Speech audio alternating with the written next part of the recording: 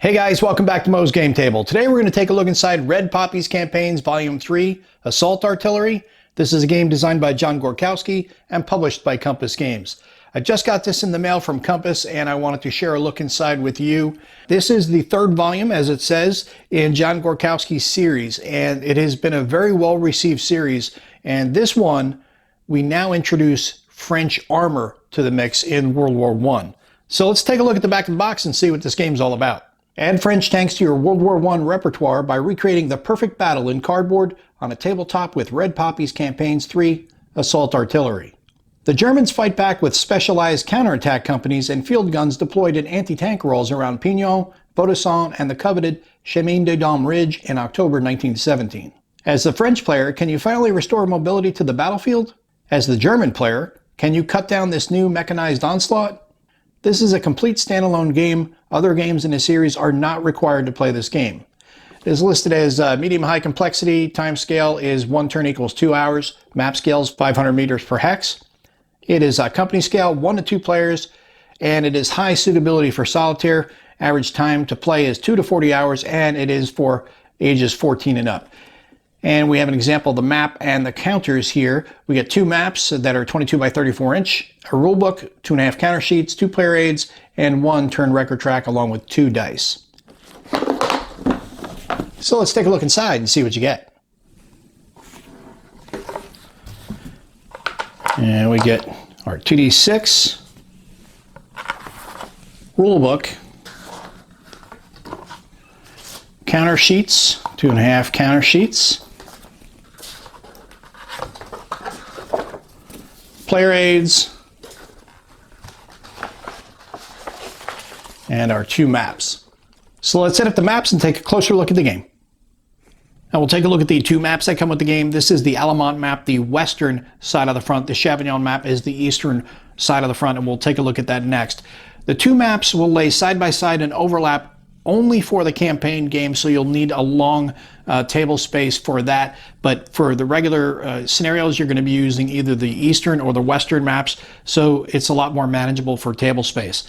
Beautiful terrain on this. You've got a long continuous line of trenches. You've got villages and buildings.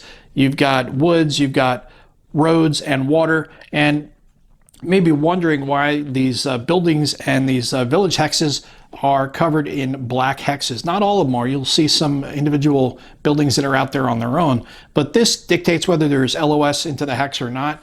And as you would expect on a World War I landscape, it is dotted with a plethora of craters. And this is the eastern map for Chavignon, and as you can see at the top, we have all of our turn tracks, command couplets, transports, the day and day segment tracks.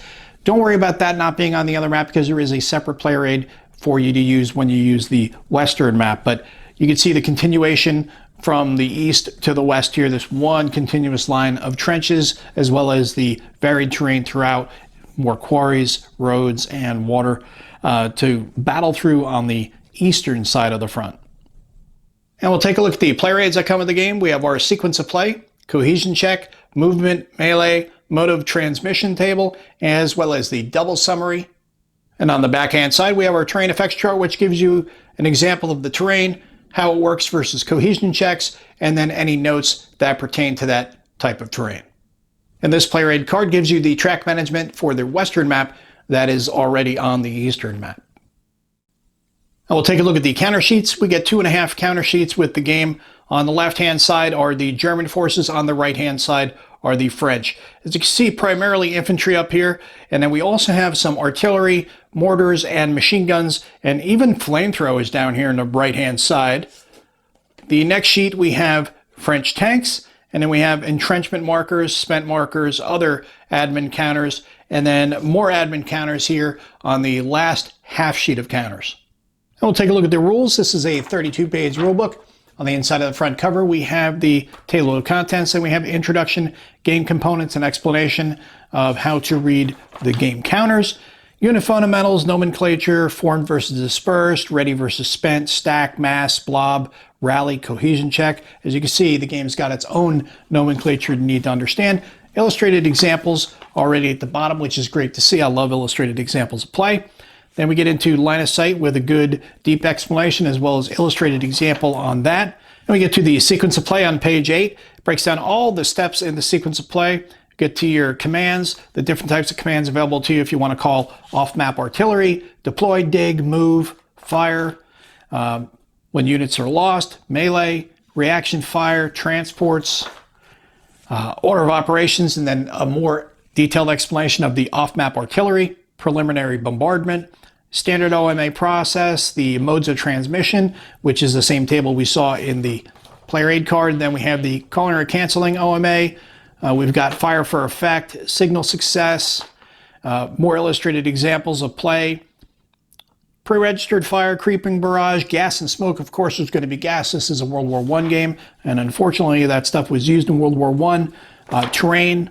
We've got buildings and villages, craters and scrapes, fortifications, blockhouses, trenches, bomb stops, wire hills, roads, no man's land, streams, bridges and lakes, wheat fields and woods. Definitely a lot of varied terrain to play with in this game. And then you've got examples of play, 2 full pages of illustrated examples, actually 3 full pages of illustrated examples. Then we get into more rules for the scenarios and the campaigns. We have attack scenarios, counterattack scenarios, isolation, night rules for resolving melee, night attacks, recover, redeployment, and improve positions. And then we have some errata for Volume 1 and 2 in the Red Poppy series.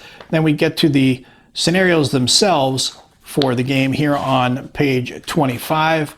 We've got Scenario 1, Scenario 2, Scenario 3, and Scenario 4.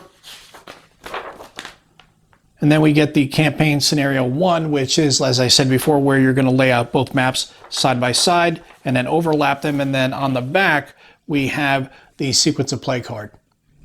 And that is a look at everything you get inside of Red Poppy's Campaigns, Volume 3, Assault Artillery. This is a game designed by John Gorkowski and published by Compass Games. This is going to be an interesting game to get on the table. I've heard a lot of good things about Volume 1 and 2, but what's going to be most interesting to me is it's a World War I game, and I don't play World War I games. So I'm curious to see if this will maybe kind of change my opinion about playing World War I games or not. Maybe not. I don't know. But it does look compelling. I really, looking through the rule book, it really made me interested, especially when you can have the different types of artillery. You can have your prep barrages. You can have your fire for effects.